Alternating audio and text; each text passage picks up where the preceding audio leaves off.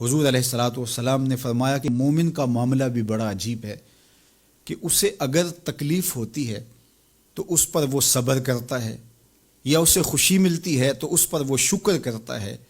تو دونوں صورتوں میں اللہ اس کو اجر عطا کرتا ہے۔ اور یہ صرف شان مومن کی ہی ہے کہ وہ مصیبت پر صبر کرے، بلکہ فرمایا کہ مومن کے پاؤں میں کانٹا بھی چبھتا ہے تو اس کا بھی اس کو اجر دیا جاتا ہے، اس کے درجے بلند ہوتے ہیں، اس کے گناہ معاف کر دیے جاتے ہیں، اس کی خطاؤں سے درگزر کر لیا جاتا ہے۔ لیکن یہ مشروط ہے اس تکلیف کو صبر کے ساتھ برداشت کرنے سے۔ اگر وہ واویلا کرتا ہے، ناشکری کے کلمات کہتا ہے،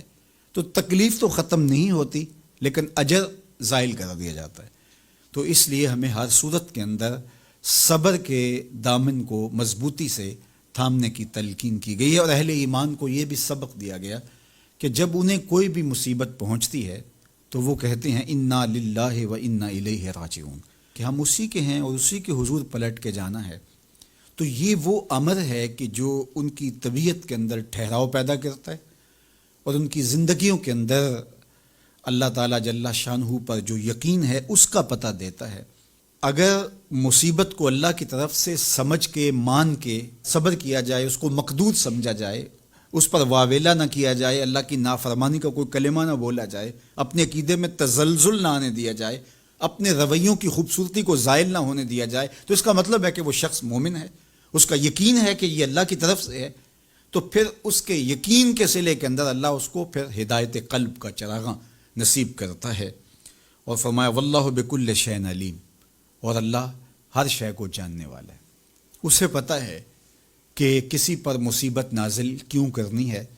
اور اس مصیبت سے اس کا امتحان لینا مقصود ہے، اس کے درجوں کو بلند کرنا مقصود ہے، اس کے گناہوں کو معاف کرنا مقصود ہے، اس کو کسی آزمائش میں ڈال کر کے اس کو مزید کندن بنانا مقصود ہے، یا اس کا کیا مقصود ہے، اس کو سزا دینا مقصود ہے، یہ اسے پتہ ہے۔ تمہارا رب تمہاری طرف آنے والی جو تکلیفیں ہیں ان کے اندر ہزارہا پنہا حکمتوں سے واقف ہے۔ یہاں یہ بات بھی سمجھنے کے قابل ہے کہ جو شخص مصیبت کے آنے پر صبر اور استقامت کے ساتھ اس سے نپٹتا ہے اور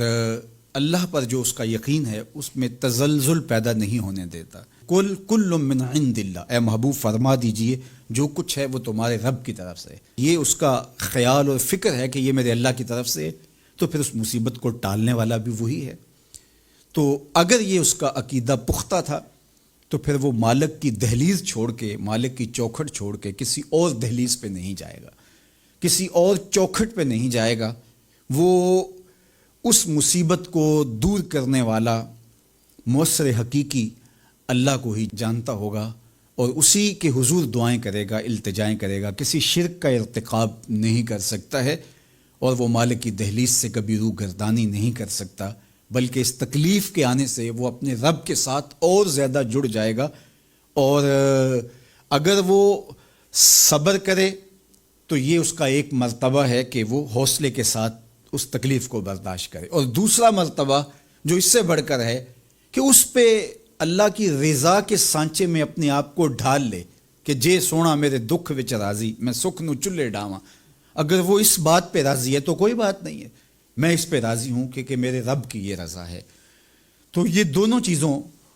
کا مل جانا، یا دونوں میں سے کسی ایک کا مل جانا، یہ اللہ کی طرف سے اس کو دیا گیا انعام ہے جو اس مشکل حالات میں اس کو حاصل ہوتا ہے۔ اب وہ کس کیفیت میں ہے اللہ تعالیٰ اس کو خوب جانتا ہے، کہ وہ اس پہ صبر کر رہا ہے یا اس کا اندر ڈول رہا ہے، اس کا عقیدہ کمزور تھا اور وہ کمزوری کے باعث جو ہے وہ تزلزل کا